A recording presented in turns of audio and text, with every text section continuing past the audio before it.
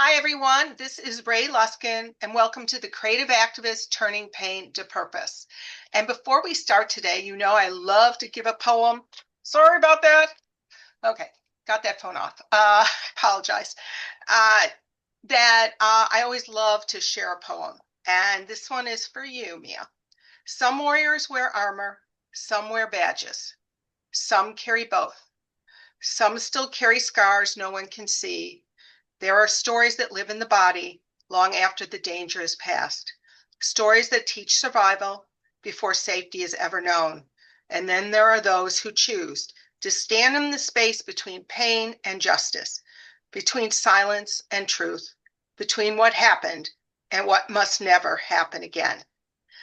And I want to welcome our guest today. Our honored guest is Mia Shagena, and she's a law enforcement professional with over 13 years of experience. She's a survivor of intimate partner violence and an educator and the founder of the Valkyrie Warrior Movement. Mia, I'm so grateful you're here today. Thank you so much. That poem was so nice and made me start tear up. So thank you so much. That was really, really Welcome. nice and beautiful. Thank you. I so appreciate that. I love doing it because I get to know you as I read your bio, and we've talked before, and it's like, Mhm. okay, I feel like I need to tell people who you are in another way. So thank you. That's really nice. Thank you so much. Okay, so I know you said you're an intimate partner relationship with another law enforcement officer. Can you hmm share a little bit about the experience, what it was like, how it challenged what you thought about what you knew about abuse? Yeah, so I was really young. I was 21 years old, and it was right in the beginning of my career as a police officer. And I entered into this relationship with this other police officer who was a lot older than me, was also a senior officer. So we kind of had that dynamic. And, I think what a lot of people think about abuse is, the question of why don't they just leave? That kind of thing always comes up. And how does someone get into a relationship like this? And for me, I mean, I was no different. I thought the same types of things. And when I was younger, I just didn't understand and realize that these ha things happen very, very, very slowly and intentionally. So, what was going on was, I was in this dating relationship. And for a long time, there was a lot of anybody who knows anything about domestic violence, there's stages. There was the grooming stage, and he told me all kinds of things about how wonderful I was, how much he loved me, and about how, he had these great morals and values, and he got to know me really well, which, I think is a mechanism that um predators do, and they get to know their victims really, really well, so then they can kind of gather intelligence about them and use that against them later to control them, to coerce them. And that is exactly what happened with me. And he really got to know who I was on a really deep level, my morals and values and all of those things. And then it wasn't, it took about a year. I mean, we were in a relationship for about a year, and that was the first time he had ever hit me. And it was a very interesting moment for me because I knew, I mean, I was taught as a kid and a young woman that you don't ever allow someone to put their hands on you. So that wasn't something that wasn't taught to me or was never talked about or anything like that. Um, but it was the reason that he had hit me was because I didn't do something right that he wanted me to do. And so he not just hit me, but he also told me how, I don't listen.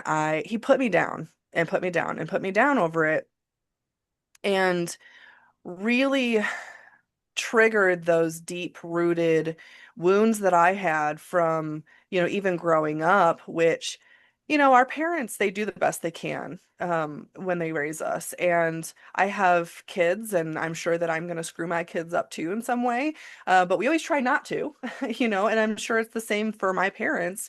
But there were things that I felt when I was a kid that I felt like, I was a problem, or I wanted to prove myself to people. And I think that he tapped into that really, really deeply for me. And he had me constantly on having me feeling like I needed to prove myself, that he would tell me all the things about me that I was, or that I wasn't good enough, or any of all of that stuff. And then I would constantly feel like I needed to, well, that's not really how I am, or no, I really am this way. Let me show you. And so when he hit me, you know, that affected me less, which is crazy. People are always like, how could that affect you less? But that affected me less than him telling me how I didn't do things right, how I wasn't good enough, how I didn't couldn't listen, and how, real women know how to do these things. And um because he had started to build that doubt and those thoughts in my head for a year. And Right. then when he slapped me, I mean, it was like, oh yeah, I mean, I felt like I deserved it. I was like, yeah, I'm this problem that, just can't get it right. Okay. And then it went on for years. And it got more and more violent. And it's really interesting because people always are like, how did you end up in that relationship? How did you stay in a relationship that was so violent, especially because I was a police officer? And I think it just became a feeling. He was very good at making me feel like I deserved it. Right. A lot of gaslighting. Yeah. Yeah, a lot of that. Yep. Um, and so I did, and at some point I just felt like this is just my life now. There's so many details and intricate things that abusers do that keep people feeling stuck. I was isolated. I was in a completely different state. I had no family, no friends around. The friends that I did have, he made sure to cut those ties very, very early on in our relationship, and also use that as a control mechanism for me, because it was, well, you shouldn't be hanging out with these people because, you are going to do this, this, this, and this, and I know this because this is the kind of person you are. And I it's interesting because people were like, well, you just didn't have very much self-worth. And I think that never really sat with me right, because I felt like I did have a lot of self-worth, and I knew who I was. I knew that I was a good person. I knew that I was worth a lot. And it wasn't that I didn't have the self-worth, it was that I felt like I needed to prove it to other people who told me that that was not what I was worth.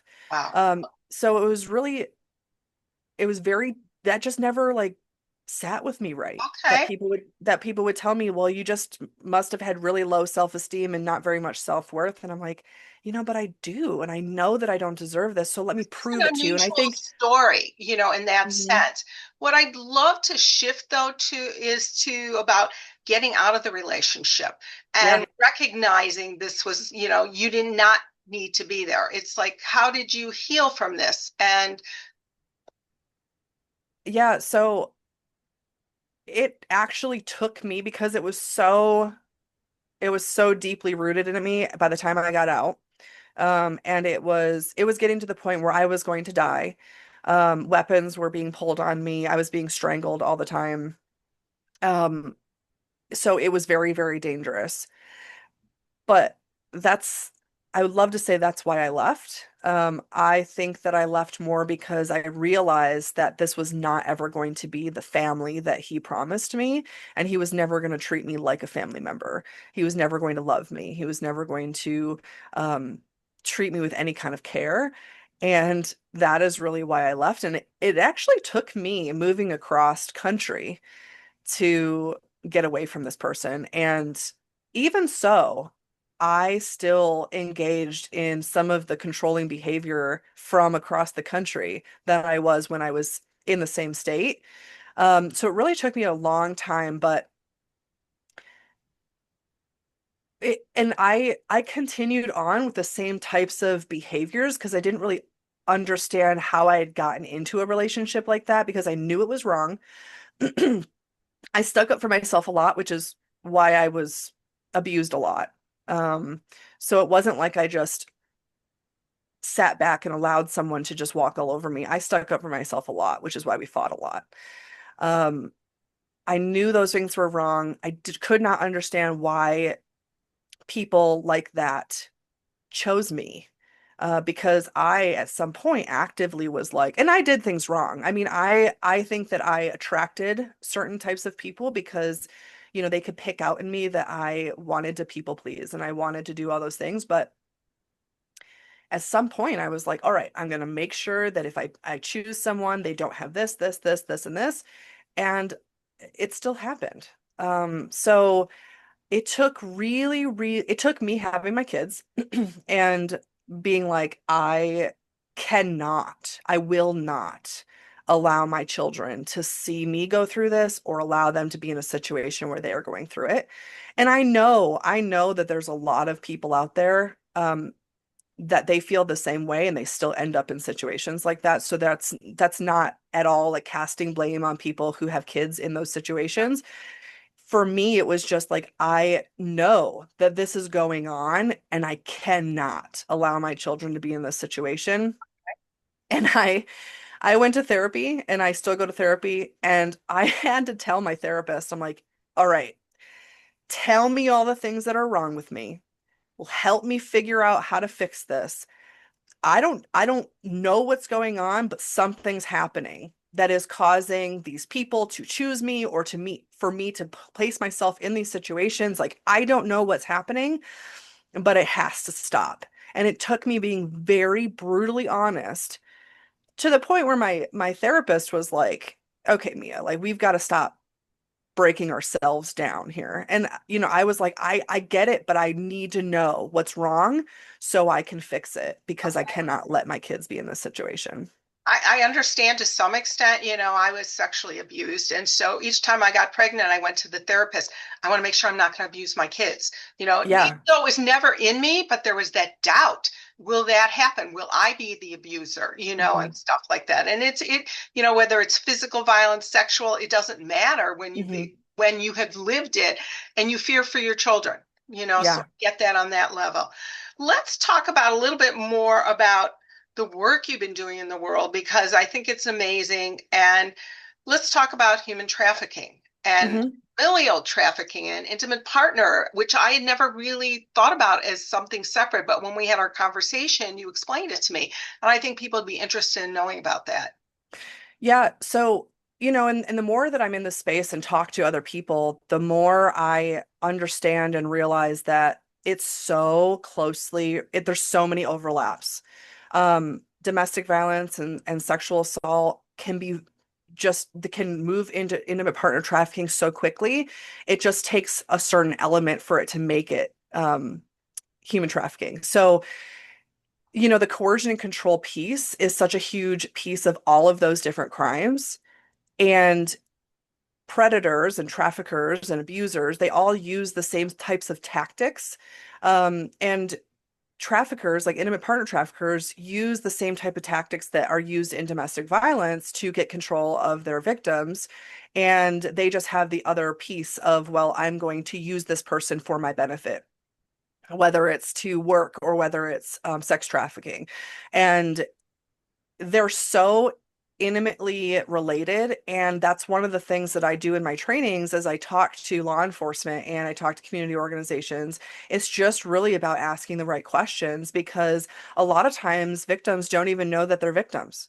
I What are mean, some of the questions you would suggest that people ask that would, um, so for intimate partner trafficking, one of the things that is the big element that that moves it into trafficking is, knowing whether or not the abuser or the trafficker is receiving some sort of benefit. The thing that was really challenging, and I think is challenging for a lot of law enforcement to switch their mind to, is that they think that it only has to be an exchange of money, because that was the classic way we looked at it when we were arresting victims. And it was that the victim was going out and performing a sex act, and there was money exchange, and that was given to their pimp at the time, but their trafficker. I mean, they were always victims, and it's always been trafficking. right? Um, but it's not just money. It can be gifts. It can be a favor. It can be, hey, I'll let you come to this exclusive club and you can have this membership and I just want access to your wife or your girlfriend or if you have your wife or girlfriend come clean my house and I'm not going to pay her, but I'll give you this membership to this exclusive club, or I'll give you a break on rent, or it doesn't have to be a very clear cut black and white exchange of money, but there has to be What we've some been sort of taught to benefit. think about usually in that case. So, Mhm. so you spend a lot of time talking about that. So, what are some of the red flags people often miss because a trafficker is a partner or a spouse or a family member? Well, I think that we forget to ask those questions because I think that victims don't sometimes know, especially when they're in relationships and they're married to the person or they've been in a long-term relationship, they don't really know that it's going on. Um, but we miss those things because we're not asking the questions. But I mean, the coercion and control are huge red flags. And when we have sex assaults or we have domestic violence, we should be asking those questions on if the abuser, or in that case, it would be a trafficker, if the abuser is getting any sort of benefit. Like sometimes things like BDSM and swinging is used as a cover for these things. These predators will groom the people around them and tell them, well, we're just swingers. Um, when swinging has to be consensual, BDSM has to be consensual, and it can't be consensual if you're getting strangled and beat up all the time. So if there's that coercion and control piece of it. So um, we have to start looking a little deeper and not just assuming that, oh, they're just swingers, that's not illegal. But is there that domestic violence, coercion, control piece? And then is that person benefiting from the multiple people that they are providing their significant other to?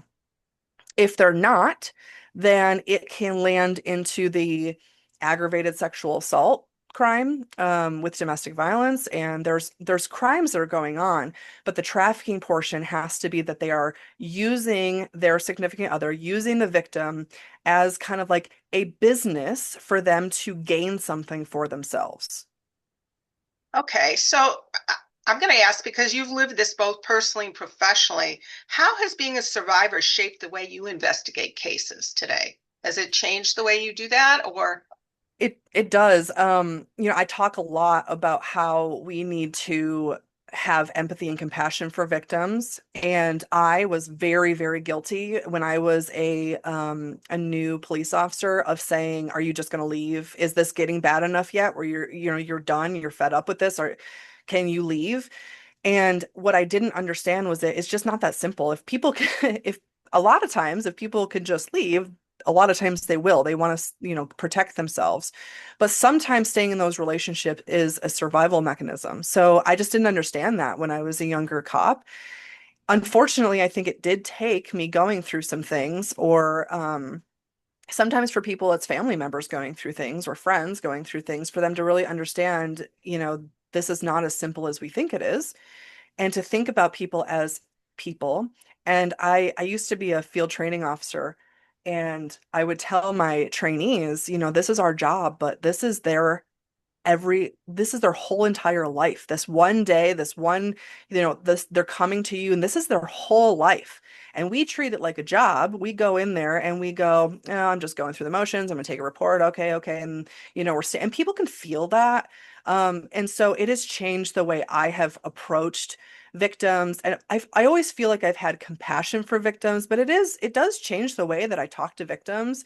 Um, because I have been treated poorly by law enforcement when I've tried to report things. So I know how that feels, and it's not only frustrating, but it truly just feels like people are not listening to you. They don't believe you. They think you're a liar. And then it triggers that thing inside you that goes, "No, let me defend myself and let me prove to you that I'm not lying. This is not made up. This is not just in my head. I'm not a crazy." It's like gaslighting all over again.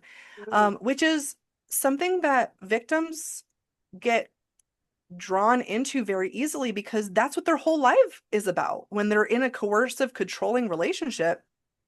So, it's about getting into the behavior as law enforcement to go, I believe you. I might not have probable cause because a lot of these crimes we don't, and we can't get probable cause Oh, that's because there's not enough evidence. But we can still say, I believe you, and I will do everything I can, because that's not a lie. I will do everything I can to investigate this properly and to make sure that I do everything possible. So the best outcome can happen for you. It might not be the outcome that you want, but I will work really, really hard. And as a victim reporting that to law enforcement, that's all I wanted. All I wanted was for somebody to believe me and for somebody to try. wow. Wow, that's a lot. So, what are some of the biggest gaps do you still think in trafficking, intimate partner violence, how it's handled in the system? Um, I still think that we have that stigma of this is prostitution. And I had spoken to somebody recently and they had said to me, which really made a ton of sense, which I really think we should think about it this way, is that it needs to be broken down into sex workers or sex trafficking victims. And when you think of, and or same with labor trafficking, right?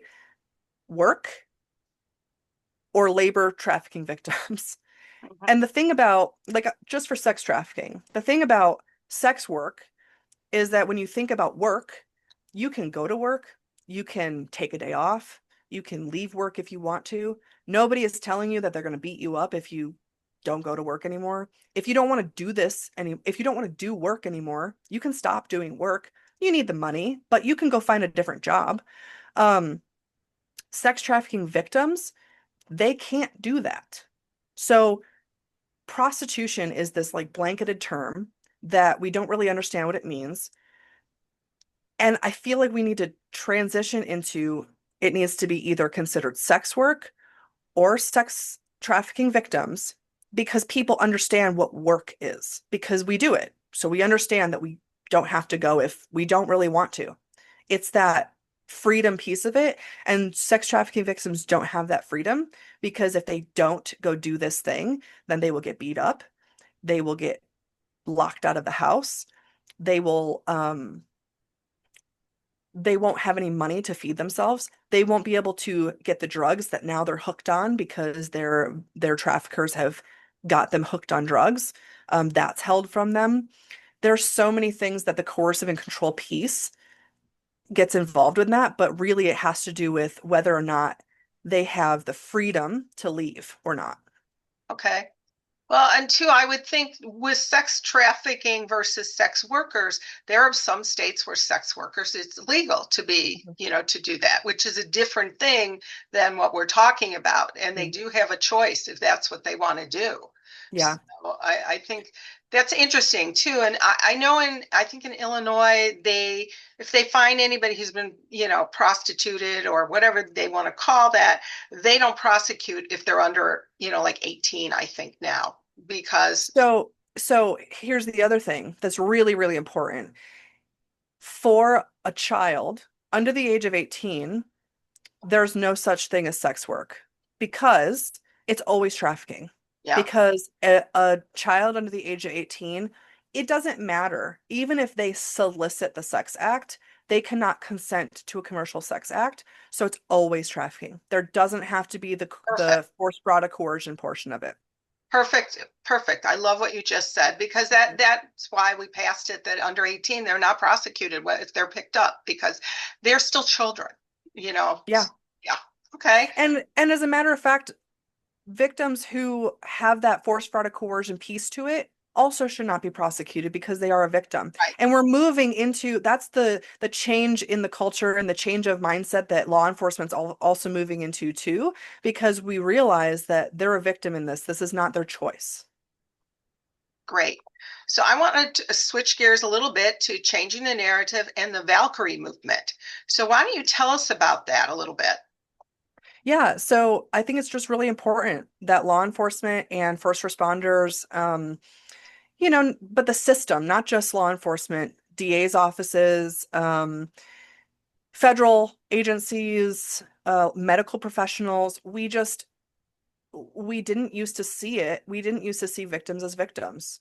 Right. So it's changing that mentality of we have to Can I just investigate. interject because I don't, Yeah, it is a movement that she started. So this is the Valkyrie yes. movement. It's a combination of law enforcement and survivor led, as far as I know. So Yep. yeah, I just wanted to let people know this is important because she started this because of just what she was saying. So go ahead. Yeah. And Valkyrie warriors were warriors, and they chose who was brought to Valhalla, right? So the way I looked at it was we have the choice to choose our own destinies. We don't have to give that to somebody else. Um, we have I'm not saying it's simple and I'm not saying it's easy by any means, but with support and with people around you that are supportive and with services and with us talking about it and understanding these crimes better, we can victims can choose to survive this and they can choose to move forward in their lives. We do not have to choose to stay in that place because those people, the abusers, the predators, the traffickers, they don't have and they shouldn't have the power to tell you who you are and what you are in your own life. That is your own choice. So I believe that as survivors, we have the decisions and we have the choices of who we're going to become and who we're going to be. And I want us, we're all warriors to survive something like that. It's horrific. It's one of the worst things that you can do to another human being is break them down and force them to do things that they don't want to do. So what are Uh, some of the exercises or services that get people to think about this that you've offered? Some of the programs. so I teach and train mostly law enforcement. And I do public speaking and those types of things to bring awareness and things like this, bringing talking about it and letting people know that they're not alone, that this is not something that just happens in a certain corner of the world or a certain population of the world. This happens to people all day, every day, in all different kinds of professions and all different kinds of um, you know, places in society. It's not just one type of person or one type of group of people. And people are not alone in this. And I want people to know that they can reach out. And I mean, if you just go on Google and you type in human trafficking, survivor, anything, there are tons and tons of services. And let me just say this, like a survivor, a victim has to get to the point where they're ready. And sometimes I wasn't ready for a really long time. I mean, people could have given me services upon services, and I probably would have been like, that's not really happening to me. And it took me doing a training in law enforcement to go, oh, well, that's what I went through. And it took a lot for me to even accept, you know, this is what's happening to me.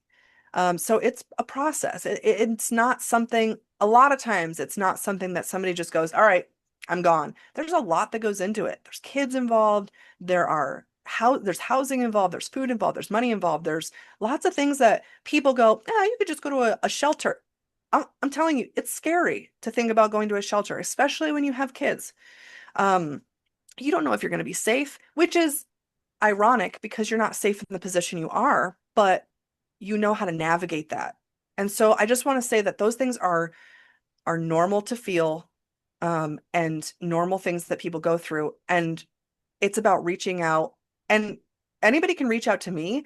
And I may not have survivor services like being able to get someone housing and being able to get someone, food and those types of things. But I know lots and lots of organizations that do that. But I really want to educate and help train law enforcement because I think that we're still like, I don't really understand this very well. And I think that we miss it a lot in the intimate partner and familial realm because we're very used to seeing it as an organized crime, which it really is, even in that space too, but it just looks a little bit different. And so just recognizing those things because I think we're missing some things. Um, but yeah, I think that this is also a platform to bring awareness to say, what you're going through is not okay and it's a crime and you're not alone. And there's lots of people out there that can help you. And sometimes all it takes is just a Google search. There's hotlines, there are organizations that will talk to you, and give services. Great. Well, I love this. This has been a great conversation. I so appreciate it. How can people connect with you? So I have a website. I think that you're going to link that, right? Yeah, I will. Yeah. Okay, www.valkyriemovement.org. And you can always contact me on there. I believe my email is on there as well. It's mia@valkyriemovement.org. And you can contact me on there if there's any organizations that would love for me to come out and talk, whether it's to your organization, whether it's to host a training for the surrounding, law enforcement, police departments, or um, really, I mean, we all need this Oh, information and totally. this training. So, anybody that feels that they could use this or this would benefit them, I'm always willing to come out and talk. Oh, I love that. I just want to say this is what I loved about her website when I read it the first time. At Valkyrie Warrior Movement, we believe that every survivor is a warrior capable of reclaiming their life with resilience and strength. And that's what you did personally, and that is what you are sharing with the world. And I so appreciate, Nina, your courage, your honesty, and your work do bring dignity and understanding to survivors and those who serve them. Your voice truly matters. If Thank this you. conversation resonated with you, subscribe on my Substack or join me on YouTube for more conversations about healing and hope. Your story matters. Thank Your you. healing matters. Yep, it You absolutely don't does. have to walk this path alone. So thank you everyone for being here today. And thank you, Mia, so much. I really enjoyed getting to know you. Yeah, thank you so much for giving me this opportunity to speak out and help other people. Great.